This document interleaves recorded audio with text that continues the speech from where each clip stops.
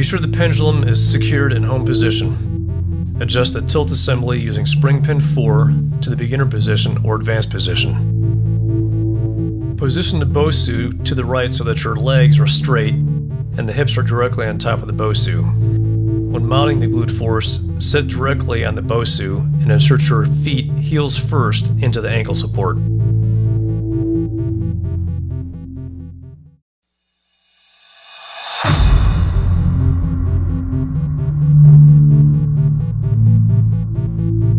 Sit directly on the BOSU with legs slightly bent.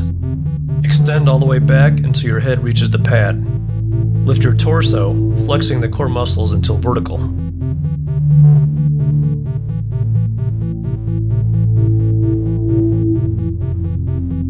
Alternate motion 1. Lift one leg while lifting the torso simultaneously. Repeat with the opposite leg.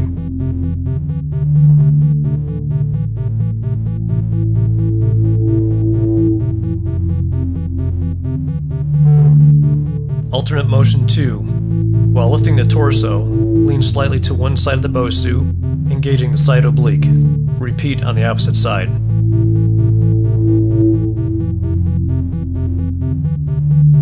The glute force is in the beginner abdominal crunch position when it is parallel to the ground. To move to the advanced position, use spring pin 4 to turn the tilt assembly clockwise to move the pad towards the ground.